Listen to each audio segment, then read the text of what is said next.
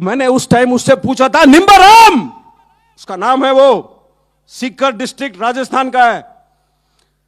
मैं बोला, निम्बाराम क्या हाल है तेरे? चोट खाने के बाद बिस्तरे पे पड़ा हुआ है जवान, पतला सा आवाज में बोलता है मेरे से कि साहब पेट में थोड़ी सी तकलीफ है, और फिर बाद में बोलता है, साहब मैं तो ठीक हूं, अपने पलटन के बाकी बंदे कैसे हैं?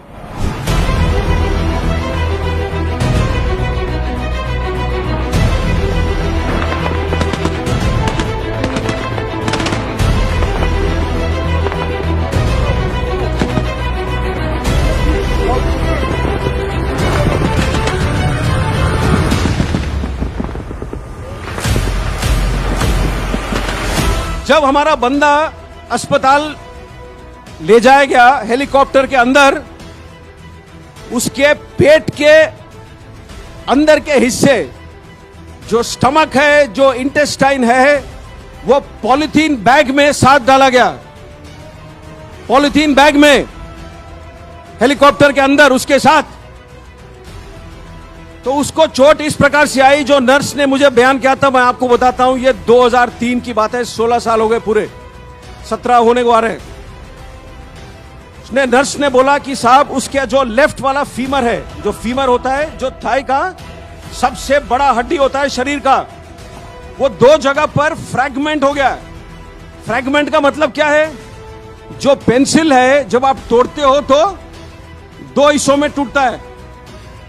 फ्रैगमेंट का मतलब ऐसे, जो पेंसिल अगर 8 या 10 हिस्सों में टूटे वो फ्रैगमेंट है। तो उसका ये जो थाई बोन था, 2 जगह पर फ्रैगमेंट हो गया था। इसीलिए डॉक्टर साहब जहां भी काट रहे थे उनको नजर आ रहा था खून। ज्यादा से ज्यादा गोली उसको लगी बाएं हाथ पर। क्यों? जो बुलेट प्रूफ जैकेट है जो हम पहनते हैं, वो सामने होता है पट्टी, लोहे का चादर, पीछे होता है लोहे का चादर। एक पतला चादर होता है पेट के लिए, एक पतला होता है गर्दन के लिए। ऊपर और साइड में खुला है।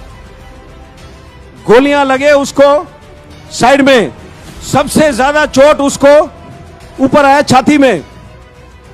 जब पैर में गोली लगा होगा तो वो गिरा है। अब पहाड़ी में 20 मीटर 25 मीटर कितना नीचे गिरा है वो तो कोई नहीं जानता है, लेकिन जब गिरा है तो उसका छाती किसी बड़े पत्थर के नुकीली चोट पर पड़ा है, और यहां उसे चोट आई। तो जो लोहे का प्लेट है वो दबाता है जो फेफड़े, जो रिब्स है। तो उसके 5 रिब्स टूटे हुए थे, और 5 रिब जब टूटते हैं तो अंदर की तरफ टूटते हैं। तो उसका जो बाएं वाला फेफड़ा था उसमें 5 जगह पर छेद हो गया, और जो लंग था लेफ्ट साइड वाला, उसमें बॉडी फ्लूइड और ब्लड पूरा भर गया था। ये उसके चोट थे। जब नर्स ने ये मुझे बयान किया तो मैंने नर्स से सीधा सवाल पूछा, क्या बंदा बचेगा? और जैसे डॉक्टर साहब लोग आमतौर पर होते हैं, ये नर्स ने बोला, सर मैं नहीं जानती हूं। तो हम लोग जो वर्दी पहनते हैं, थोड़े, मैं बोला ना, दिल से करते हैं हम काम, दिल से। तो मैंने अपने सोच में, मुझे यह लगा कि अगर मैं उससे बात कर सकता हूं 1 सेकेंड, तो हमारे जो 1000 जवान हैं, उनका जो मन का शक्ति है, जो दिल का शक्ति है, वो मैं उस तक भेजूं टेलीफोन के थ्रू। मैंने नर्स को पूछा, क्या मैं बात कर सकता हूं उससे? तो उसने बोला कि साहब 6 दिन हुए, इसने आज तक बात नहीं कही है। इसकी आंखें खुले तो है, लेकिन ये क्या सुन सकता है, क्या महसूस कर सकता है, क्या बोल सकता है, मैं नहीं जानती हूं। मैंने फिर भी बोला कि आप फोन का जो हैंडसेट है उसके पास रख सकते हो? तो उसने बोला हां।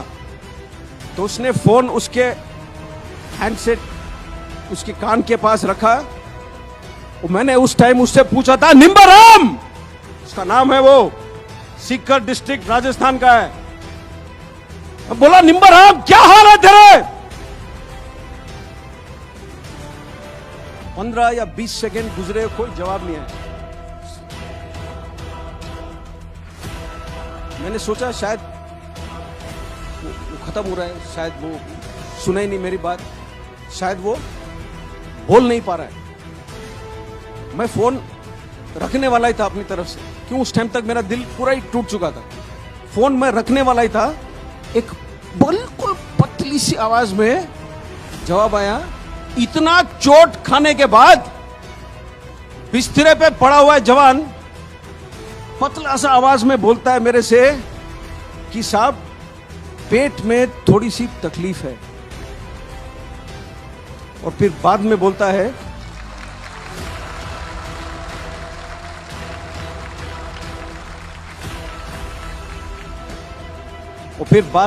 है साहब मैं तो ठीक हूं, अपने पलटन के बाकी बंदे कैसे हैं?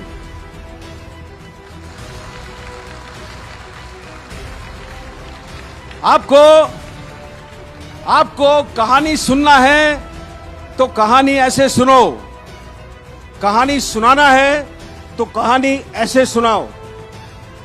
जो जवान खुद मृत्यु के दरवाजे पर खड़ा है, वो मृत्यु के आंखों में आंख डाल करके खड़ा है उस वक्त, और वो सिर्फ सोच रहा है अपने टोली में बाकी बंदों के बारे में।